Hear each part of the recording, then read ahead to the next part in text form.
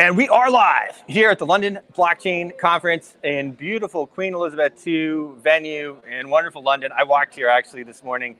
I know he's looking at me like, oh, wow, you walked here. I've been walking everywhere. The city is actually great. One wheel. Yeah? Yeah, one wheel. One wheel. Oh, you ride around on that thing. You know, this freaking stuff is cool. So I have with me here Craig Porter, my brother from another mother, literally. Okay? Yes, he checked in. He goes, wait, I came over. He says, wait, are you Bruce? And I go, yeah, Bruce. All right, fellow sweet. Porter. Finally, they're hearing that I'm here. Okay. Yeah, when I checked in, they asked me if I was Bruce. Anyway, so interesting project. The girls that I just interviewed sent me over here and said this was a cool project. So here we are.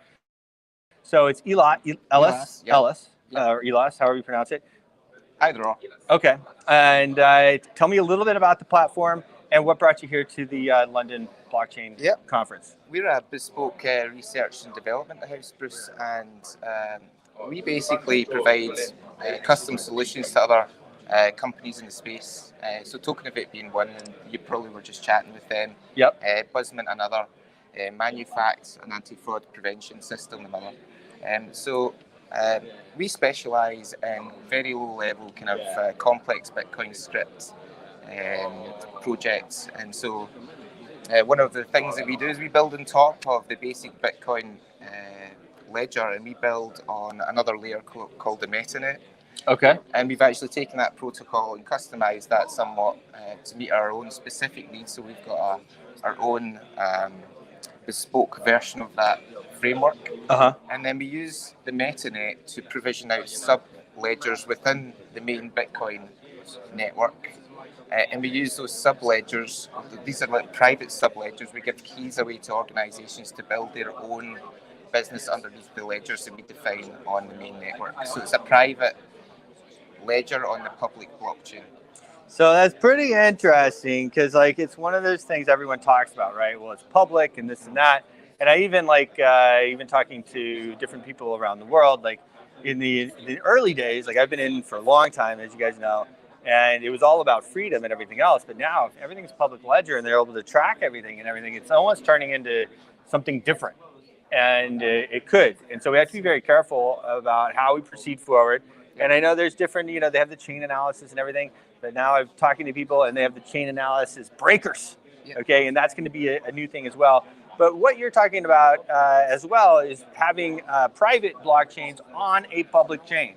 And it's very important because if you are going to scale and you are going to have, let's say, the Department of Motor Vehicles or the insurance company or whatever it is, using a blockchain, they obviously need to carve out their own little space. Yeah, that's what we help them do. We carve out their little space and we let them create whatever assets they need to create, whether it's certificates or tokens, or just data. So they're just pushing data to chain. So we give them that space and let them structure their offering within their own private ledger.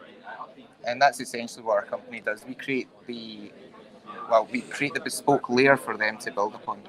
Nice. So can you take that out of the package a little bit? I mean, how do you?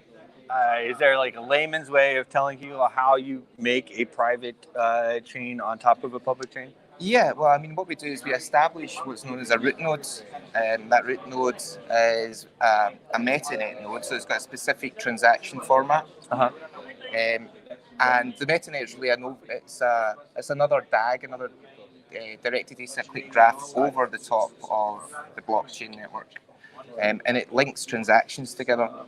And by establishing a root node, from that point forward, we can extend that root node into other ledgers, other subnodes.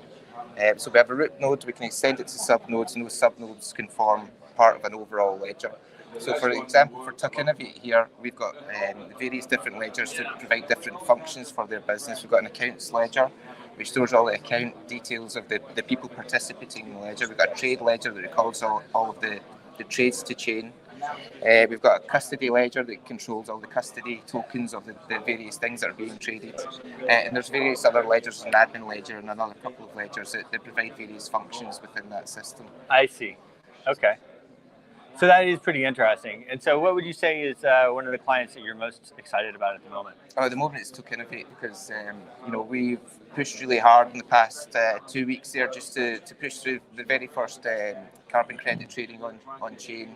Okay. And that's an exciting project because it was demonstrated the head of ISDA, who's the International Standards for Derivative Trading.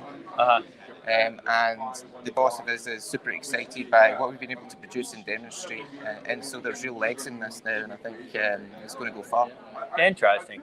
And so, how long has the company been around?